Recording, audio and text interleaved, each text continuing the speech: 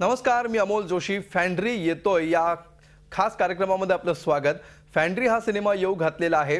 या सिनेमाने सध्या वेगवेगळ्या आंतरराष्ट्रीय महोत्सवांमध्ये धूम केलेली आहे. या सिनेमाचं वेगळेपण, या सिनेमाची कथा, या सिनेमाला दिलेली ट्रीटमेंट आणि हा सिनेमा सांगत असलेली कथा, या सगळ्याच गोष्टी आजपर्यंत मराठी सिनेमाच्या इतिहासामध्ये कदाचित झाल्या असतील, पण त्या वेगळ्या पद्धतीने आपल्यापर्यंत घेऊन येण्याचा प्रयत्न या टीमनी आणि त्यांचा दिग्दर्शक कलाकारांनी अख्ख्या सगळ्या टीमनी केलेलं आहे. ही टीम सध्या गप्पा मारण्यासाठी हा सिनेमा नेमका काय आहे, वेगवेगळ्या आंतरराष्ट्रीय महोत्सवांमध्ये ज्याला स्टँडिंग ओवेशन मिळालं असा हा सिनेमा मराठीमध्ये आहे. हा नेमका काय आहे, याची निर्मिती प्रक्रिया काय, याच्या कथानक काय आहे, त्याचे आउटलाईन काय आहे, त्या दरम्यानचे त्यांचे अनुभव काय होते, हे सगळं सांगण्यासाठी या सिनेमाची टीम सध्या आपल्यासोबत आहे. आपल्यासोबत आहेत या सिनेमाचे दिग्दर्शक नागराज मंजुळे. नागराज, स्वागत तुमचं आमच्या स्टुडिओमध्ये.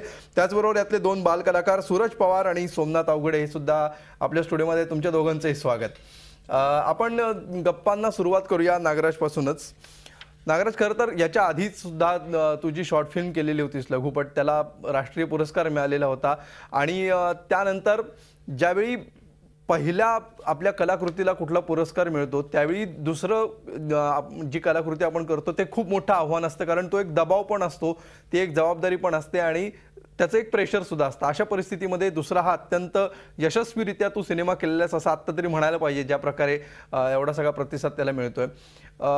फॅन्ड्री हे नेमकं काय आहे, काय संकल्पना आहे? म्हणजे तुझ्या पहिल्या प्रश्नाचं उत्तर द्यायचं म्हटलं तर मी असं म्हणेन की म्हणजे पिस्तुल्याला नॅशनल अवॉर्ड मिळेल किंवा ती लोकांना आवडेल असं विचार करून मी काय फिल्म ती केली नव्हती.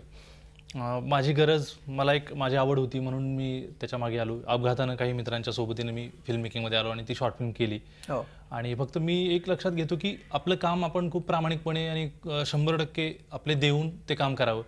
मग त्याचे परिणाम जे असतात ते सगळे त्याचे साईड इफेक्ट्स असतात असं मी समजतो. त्याला अवॉर्ड मिळणं किंवा त्याचं कौतुक होणं किंवा न होणं, तर हे त्याचे तुम्ही केलेल्या कामाचे त्याचे साईड इफेक्ट्स असतात. तसं मी फॅन्ड्री म्हणजे पिस्तुलाला नॅशनल अवॉर्ड मिळाला ना, तर फॅन्ड्रीचं काय करायचं किंवा ही चांगलीच फिल्म झाली पाहिजे वगैरे असा दबाव मी घेतच नाही, कारण की ते आपल्या हातात गोष्टच नाही आहे.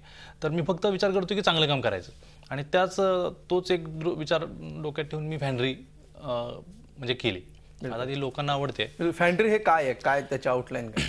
फॅन्ड्री ही एका दलित मुलाची, टीनेजर ज्याला म्हणून, एक 14-15 वर्षाचा मुलगा आहे, त्याची प्रेमकथा आहे एका, जर म्हटलं असतो तर खरं तर ती आणखीन त्याच्यातला एक लेअर असा आहे की आपली स्वप्न असतात आणि आपले स्वप्नांच्या पाठलाग तर आपण नेहमीच सतत करत असतो. पण स्वप्नांचा पाठलाग करताना आपली न्यूनगंड आपल्या आड नेहमी येतात.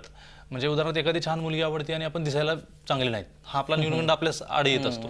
पण आपल्या भारतीय या परिघात किंवा भारतीय व्यवस्थेत सगळ्या एक अशी गोष्ट आहे की माणूस एकटा माणूस नसतो, तर त्यासोबतीने जात असते, धर्म असतो, तुमच्या सोबतीनं तुमच्या जातीच्या आणि ह्याच्या अनुषंगाने येणारी तुमची कामं असतात आणि त्याच्यावरून तुमची अनेक गोष्टी तुम्हाला येऊन चिकटलेल्या असतात, इच्छा असो अगर नसो. आणि जसं की आंबेडकर म्हणाले की जी जात नाही ती जात नाही, तसं तुमचं अस्तित्व सुद्धा तुम्हाला त्याला सगळं घेऊनच येतं. म्हणजे तुम्ही एखादं रोपटं उपटलं तर त्याच्या मुळासकट त्याची माती येते चिटकून, तसं आपलं अस्तित्व असतं.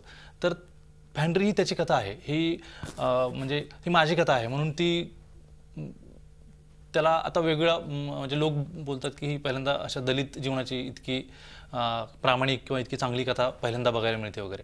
तर मी म्हणतो की मी असा काही विचार करून क्रिएटिव्ह नाही का आता काहीतरी लिहायचं असं काही केलं नाही, माझ्यासाठी ती कल्पना नव्हती. एका ग्रेट करण्याचा आव आणून केलेली कलाकृती ही कधी ग्रेट होत नसते, असाच आजवरचा अनुभव आहे आणि त्यामुळे ती ग्रेट आहे असं लोक म्हणतात. बिलकुल. आपल्याबरोबर दोन बालकलाकार आहेत. सोमनाथ, हा तर तुझा तर डेब्यू आहे असं म्हणायला पाहिजे मराठी फिल्म इंडस्ट्रीमधला आणि पहिला तुझा सिनेमा आहे. तू शाळेत जातोस, आम्हाला माहिती आहे. तू आत्तापर्यंत कधीही कुठल्याही कॅमेरासमोर आलेला नव्हतास किंवा शूटिंग म्हणजे काय असतं हे पण तुला माहिती नव्हतं आणि अशा ह्याच्यामध्ये तुला थेट नागराज भेटले आणि तुला फिल्ममध्ये काम करायचं आहे असं त्यांनी विचारलं. काय नेमकं झालं, म्हणजे ही फिल्म तू कशी केलीस, त्याच्या आधी काय तुमचं बोलणं झालं, कशी भेट झाली तुमची? म्हणजे आमच्या गावाकडे ह्यांचा सत्कार होता, तेव्हा मी वाजवा गेलतो. ते आम्ही भेटलो. वाजवायला म्हणजे हलगी वाजवा गेलतो. हलगी वाजवतो. अच्छा. वडिलांबरोबर. आणि अण्णा काका म्हणले, म्हणजे नागराज सर मला म्हणले तू ना अण्णा काका म्हणता. अरे फार छान, तू अण्णा काकाच म्हणे ना याच्यावर. आणि मला म्हणले तू फिल्ममध्ये काम करू शकतील का? मी म्हणलं हो करू शकतील. तर परत काय झालं, म्हणले मग फोन आला परत मला सगळं झाल्यावर. मला म्हणले तू मला भेटायचं आहे, आपल्याला भेटायचं. मी म्हणलं मला नाही करायचं, मला भीती वाटायला लागली, मला नको म्हणायला लागलो, मला नाही काम करायचं पिक्चरमध्ये. पळूनही जायला लागलो, टाकीवर लपून बसायला लागलो, तरी त्यांनी काय ते जिद सोडले नाही, तुलाच काम करायचे असं म्हणूनच राहिले. तरी मी म्हणायचो नको नको, लय त्रास दिला यांना, सचिन दादा त्यांना. बिलकुल, आम्ही असे किस्से ऐकलेले आहेत मगाशी आपण या गप्पा मारत होतो त्याच्यापूर्वी की तू हो म्हणालास, काम सुरू झालं आणि तरी पण तू त्यातनं मध्येच पळून जायचंस किंवा यायचंच नाही शूटिंगला, कोणीतरी घेऊन यायचं. खूप शोधायचे मला, हे कुठं लपलाय काय, पण मी टाकीवर जाऊन लपायचे, कुणाला दिसायचं नाही असं म्हटलं. मग यांनी काय केलं, एकदा फक्त म्हणले एकदा बघून जा कसं वाटतं इकडचं. मग ते मी गेलो. तर मी गेलो. तुला कशाची भीती कशाची वाटायची, म्हणजे कॅमेरा पुढे जायची आणि माणसं नवीन म्हणून मला नको वाटायचं. अच्छा, म्हणजे नागराजची भीती वाटायची की अख्खी सगळा टीम बघून भीती वाटायची? हा, ओळखीचं नव्हतं ना कोण त्याच्यामुळं. आणि ती कॅमेरा पुढे पहिली बार काम करायचं असतील असं त्याला वाटायचं ती. बरोबर. आणि मग आता कसं वाटतंय तुला? आता एकदम भारी वाटते. मला वाटतं आता माझी लाईफ एक उघडलीच म्हणून समजायचं. बिलकुल, म्हणजे आता अण्णांनी दुसरे 2 सिनेमात काम करायला सांगितलं तरी तू आता पळून नाही जाणार? नाही, बिलकुल. आता तू कुठल्याही फिल्म मध्ये किती मोठी टीम असली तरी तू काम करू शकतो. हो, बिलकुल. तुझा तर हा डेब्यू होता. आपल्याबरोबर सूरज आहे, त्याचा तुझी तर ही दुसरी फिल्म आहे तुझ्या. कदाचित आता सूरज त्याला काही काळ लोटल्यामुळे तुम्हाला ओळखत नसेल, पण सूरजला जर तुम्ही बारकाईने बघितलं तर जी पहिली फिल्म होती त्यातला लीड रोल तू केलेला होतास, तुझी तशी दुसरी फिल्म.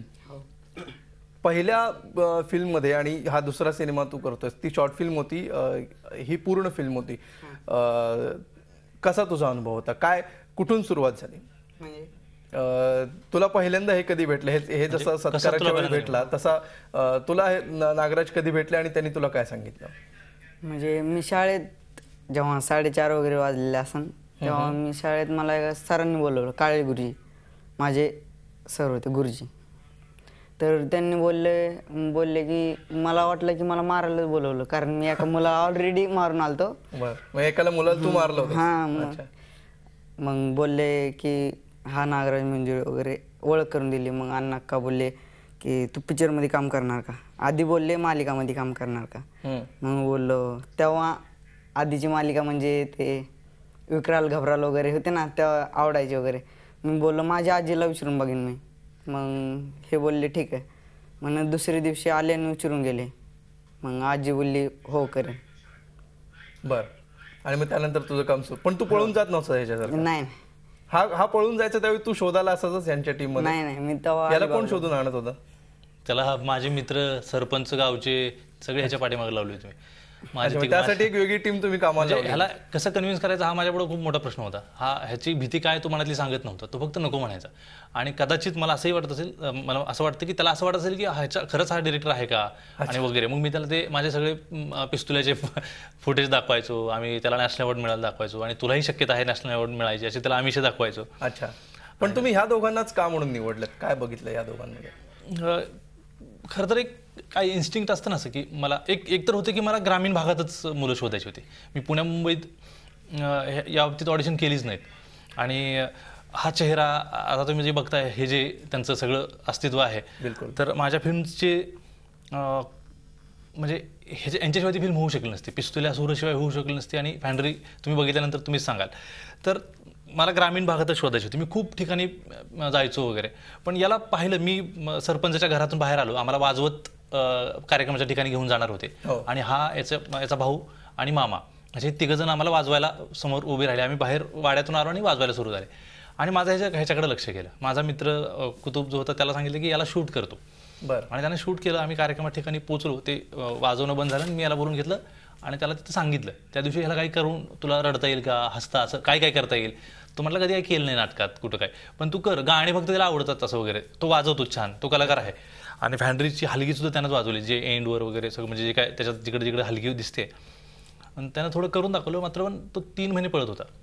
मला खूप असं होतं, माझे मित्र बाकी सांगत होते की याचा नाद सोडून दे, कारण की शॉर्ट फिल्म वेगळी आहे, त्याचं बजेट एकूण आवाका खूप छोटा आहे, फीचर फिल्म करतोय आणि हा मधून निघून गेला किंवा ॲन्युअली जर यानं कच खाल्ली तर मग आपण काय करणार असं. पण का कोणास ठाऊक मला ह्याच्याशिवाय हेच करत नव्हतं आणि मी कंटिन्युअसली 3 महिने याच्या मागे लागलो. याला म्हटलं की तू माझ्यासोबत राहा, तू काम करायचं नाही, माझ्यासोबत राहशील ना, फक्त फिर. याच्या भावाला घेऊन आलो आणि तुम्ही रोज मी जिथं प्री प्रोडक्शन चाललं होतं तिथं घेऊन जायचो, बसायचो, खा पी आणि फिरा. जरा हळूहळू कॉन्फिडन्स आला, मग तो बोलायला लागला. मग त्याला गप्पा मारून बोललो की नेमकं काय तुला अडचण, कसं वाटतंय. परवाच मुंबईच्या फिल्म फेस्टिवलमध्ये सुद्धा तुमचा हा सिनेमा दाखवला गेला आणि त्याला प्रचंड प्रतिसाद मिळाला. सगळ्यांनी अगदी उठून टाळ्या वाजवल्या. कसं वाटलं तुला त्यावेळी? एकदम भारी वाटलं मला. आणि पहिली गोष्ट, आणि सगळे आहेत ना, फिल्म झाली ना माझी, सगळे म्हणजे असे न मला बघणारे सदा माझे बरे फोटो काढायला लागले. एकदम भारीमध्ये एक वाटायला लागलं की एक हलगीमुळं मी एवढ्या लांब आलो. मला असं कुणी साध्या बघत पण नव्हते कोण आहे काय. ते आज मला म्हणायला लागले सर एक फोटो. इतका आनंद झाला मला की मला वाटत नव्हतं की मी असा होईल म्हणून.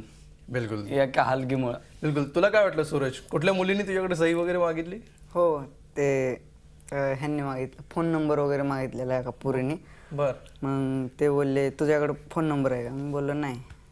का? मी बोललो अण्णा अक्कांना विचारून बघा जरा एकदा. मग तुझ्याकडे खरंच नव्हता की? नाही, मी मोबाईल वापरत नाही. हां. मग अण्णा अक्कांना विचारलं की नाही मला माहित नाही, पण मला चांगलं वाटलं. चांगलं वाटलं तुला? हो. म्हणजे तू त्याच्या आधी शाळेत जायचा, तुमच्या गावामध्ये सुद्धा तुझं एवढं कधी कौतुक झालं नसेल तेवढं मुंबईत फिल्म फेस्टिवलमध्ये झालं. तुम्ही काय सांगाल नागराज? कारण हा पूर्ण सगळ्याच फेस्टिवलमध्ये हा नावाजला गेला. युट्यूबवर त्याला प्रचंड प्रतिसाद मिळतो, फेसबुकवर प्रचंड प्रतिसाद मिळतोय. ह्याच्यावरून केवळ म्हणजे विषय जरी इथला स्थानिक असला तरी सुद्धा आपण जो म्हणतात की जेवढा जरी स्थानिक असला तरी सुद्धा तो पूर्ण जगभरात सगळ्यांना तो विषय आपला वाटणं, हे जे एक मूळ तत्व फिल्मचं असतं यशाचं, ते या फिल्ममधून कुठून आलं असावं? खरं तर म्हणजे आपण जे म्हणतो ना की विषय जरी इथला असला तरी वगैरे, पण मला वाटतं की सगळ्या जगभर माणसंच आहेत. म्हणजे भारतात माणसं राहतात आणि अमेरिकेत इंग्लंडमध्ये रोबो राहतात असं काही नाही. तर माणसाची कथा जितकी व्यक्तिगत असते ती तितकी वैश्विक होते. तुम्ही जितकं आत हे कराल बघाल तेवढं तुम्हाला हे कळतं. तुकाराम आपला असं म्हणू शकत नाही की तुकारामाला तुम्ही तो आपला मराठीचा कवी आहे, तर तुकारामाने खूप सीमा उल्लंघून तो सगळ्यापर्यंत पोहोचलेला आहे. मग मी जेव्हा विचार करतो की मी कथा माझे बघणार, म्हणजे मी हिंदीत किंवा मराठीत आजवर अशा कथा बघितल्या की ज्या खूप वेगळ्या आहेत आणि ते माझा अनुभव विश्व कधीच नव्हतं. मला हा पण एक माझ्या भूमिकेचा एक भाग होता की मी माझं आयुष्य सांगेन माझ्यासारखा. म्हणजे पिस्तुल्या असेल किंवा आता हा जब्या असेल, फॅन्ड्री, ही अशा गोष्टी कधी आल्या नाहीत. मला ज्या गोष्टी सांगायच्या त्याच मी सांगणार, त्याच दुसऱ्यांच्या गोष्टी मला माहिती पण नसणार आणि त्यामुळे मी सांगण्याचा. आणि मी जे ज्याला म्हणू ना, कोणीतरी आत्ममग्न होऊन नाचत असेल तर आपल्याला त्याला बघायला मजा येते. प्रश्न असा आहे की ही जी एक दिग्दर्शक म्हणून नजर तयार व्हायला लागते, कॅमेरा कसा वापरायचा, अँगल्स कुठले घ्यायचे, त्याचे एक डोक्यात आधी येतं. म्हणजे गायकाला असे स्वर आधी इथे असतात आणि मग घशातून ते त्याच्या बाहेर पडतात. तसंच दिग्दर्शकाच्या पण आधी डोक्यात सिनेमा येतो आणि त्यानंतर कॅमेरावर शूट करणं हे केवळ तंत्र उरतं. तर ही तुझी नजर कुठून तयार झाली, कशी तयार झाली? खरं मी माझं म्हणजे मला सगळं आकलन होणार नाही, मला कळत नाही नेमकं कसं. पण मी फिल्म खूप पाहायचो, म्हणजे प्रचंड फिल्म पाहायचो. मी शाळेत खूपदा मार खाल्ला, घरच्यांचा मार खाल्ला. आणि मी शाळेत दप्तर घेऊन जायचो, व्हिडिओतले 2 शो बघायचो आणि माघारी शाळा सुटली की त्या रस्त्यानं परत घरी यायचो.